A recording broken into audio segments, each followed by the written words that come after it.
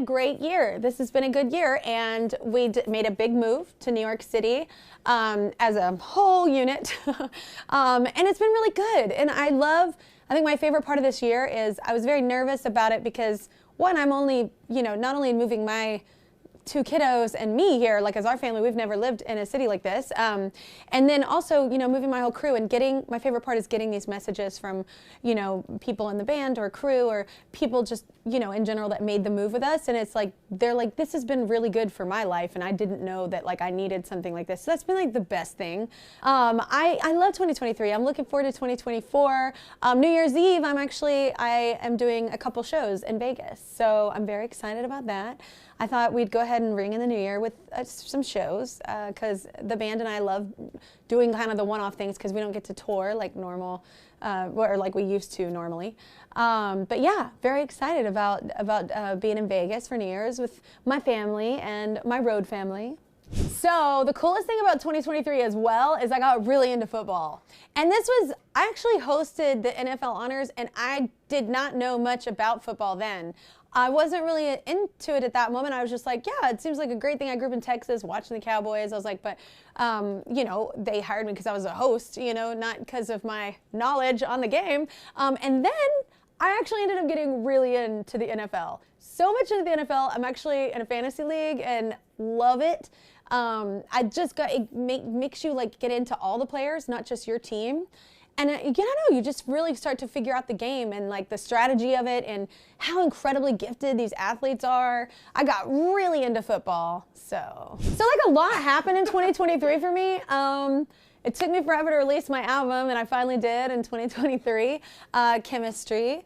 That was a pretty big deal for me because personally I wasn't even sure if I was going to put it out or not. So I'm glad I did. I've had so many people come up to me and tears a lot of the time and saying like I couldn't voice what I was feeling, and I went through some kind of grief in their life, and that's the coolest thing ever, man. When you go through something and it's not for naught, you've learned something in your own life about yourself, and also other people are impacted by that. So that was pretty cool. Yeah, I got to do a birthday show. I did a show on my birthday at the Lasco, and that was really cool. It was the first time I've never released an album like that, so that was pretty cool. How did it feel to like drop new music after so long? It felt pretty good to drop new music just because I think the inner turmoil for me, am I going to release this? Do I want to talk about this? Do I want to it was like 3 years later, after I'd started writing these songs, right? So, I had worked through a lot of stuff and progressed, a bit. So I don't know, it was just a pretty cool thing to actually release it and be good with it, and feel good about it. And I think it was actually a bit of closure for me, and I didn't see that coming, which I desperately needed, and I did not know, so. Favorite part of moving to New York is that my kids are loving it. So my daughter still loves Montana more. Look, I love Montana too, but we're not living there full time. She does love it though because we saw the Rockettes this year. We're going to shows. We're out and about more. We're walking around. We, walk to school, get picked up from school. It's just like a different vibe. We're like living. Like it feels like when we lived in LA, and this was our personal thing. It's not that LA makes you do this, but it's just not as easy to walk around and be a part of the city there as for me, it wasn't. And so it's been really good to feel like a part of a neighborhood and feel like a part of a community. And I didn't know that I would feel that in New York City because it's so massive. But it really is like a lot of little villages, and you have your coffee spots. And, I've been coming to 30 Rock for over 20 years as an artist. And, I can't say this enough. It's funny because it's brand new, but it doesn't feel brand new. Because I've just been here on and off so much and a part of things with either The Tonight Show or, Seth, or with The Today Show or SNL. I've just been coming here for so many different reasons, for promotional purposes for years. And so now that our show is here, it's weird. It doesn't feel... It feels normal, which is weird. It shouldn't feel that way because this is not a normal building. This building is so incredible, and historically, there's so much has happened here, and I've known so many people that work here, and it's just a really cool community here too. It's weird though because it doesn't feel weird. It feels like we've been here the whole time, but it also feels like the show. Not many shows get a fresh start in season 5. that's remarkable and really cool energy-wise. So I love all the people that like have been with us from the ground up, and even that couldn't make the move, like that started this show with us. And then we're in season 5 and we have these new people too, like a part of our crew. And we were like, man, I hope it gels nicely, and it has. So I'm very excited. 2023, I mean, I will say probably one of the coolest things I did in 2023 was the Rockefeller Christmas tree lighting. I cried, like, because I didn't know I was going to. It was just the most remarkable thing. Well, it's not fun to sing in that cold live, ha ha ha ha. But it is the most beautiful thing, though, to like be there right. And I have a song called Underneath the Tree, which was hysterical, and we all kind of put it together in the moment. But we turn around, we're underneath this massive 80-foot tall tree, and it looked like we were in Whoville, and it was so magical.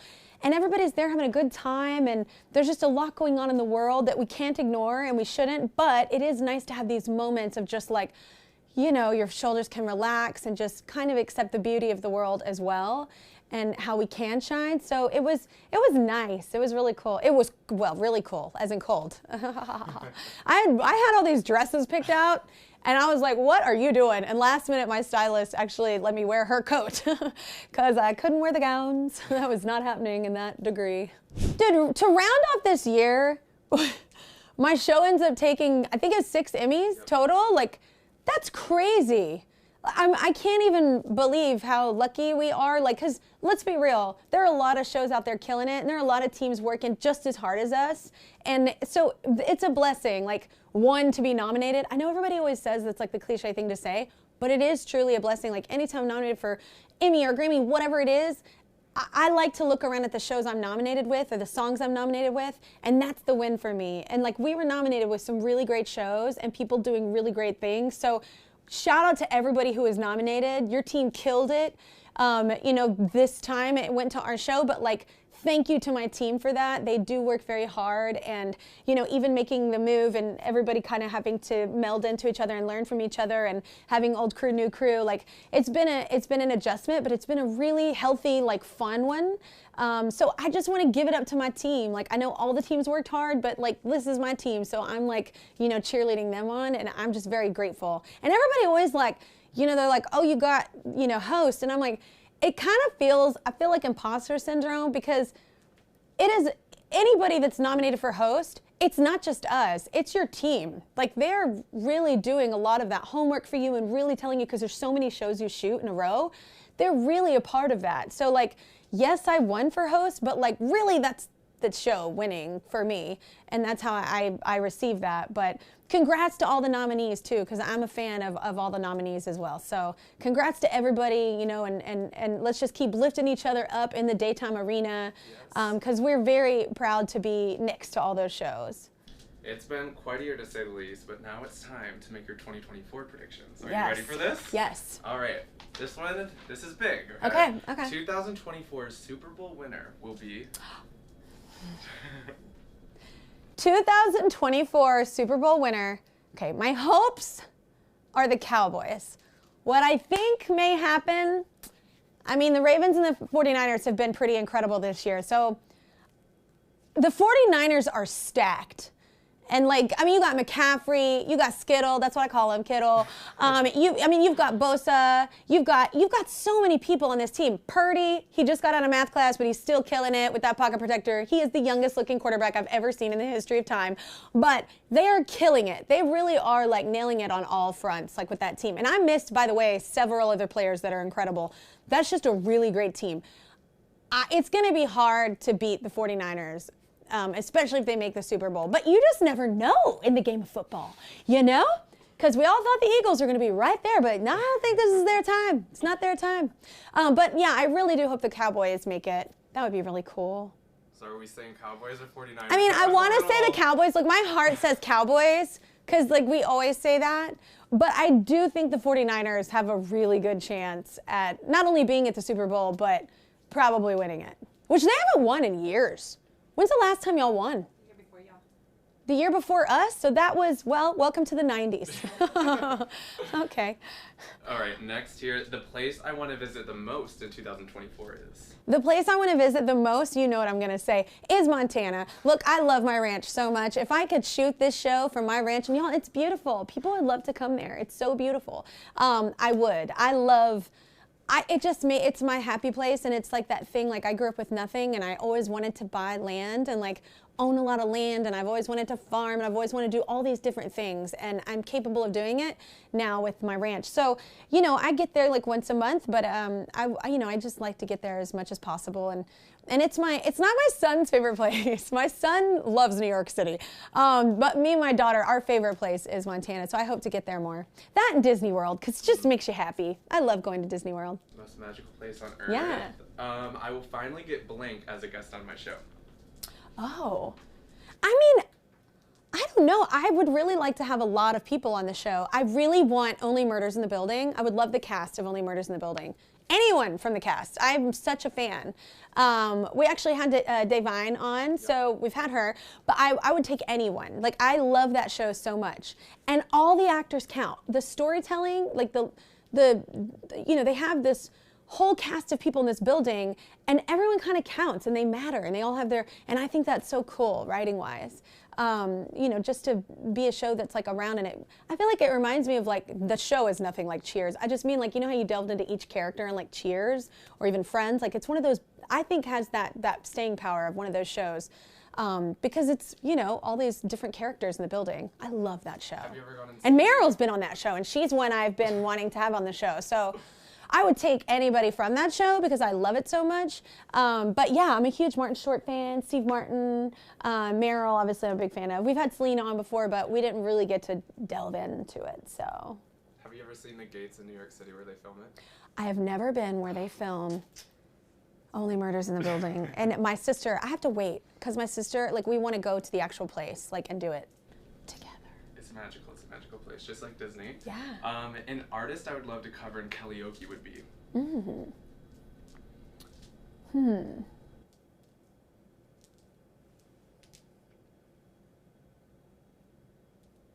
I think it's not really an artist that I'd like to cover as a karaoke, because we cover so many different artists, and I'm always down to do whatever.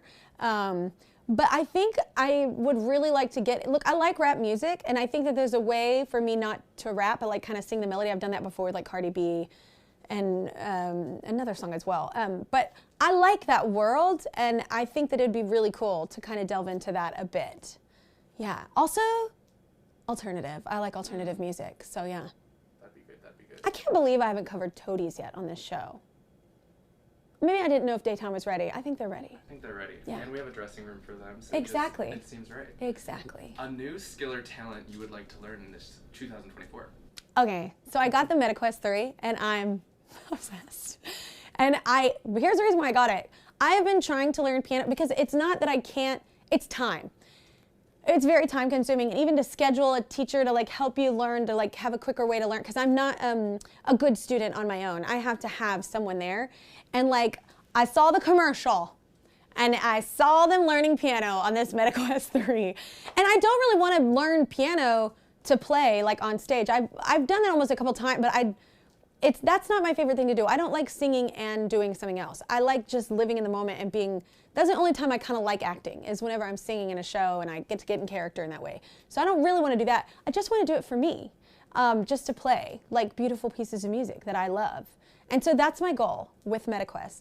And of course, don't make fun of me, learning different languages, because I like doing that. I just hang out on Duolingo. I switch it up from French to Spanish to German.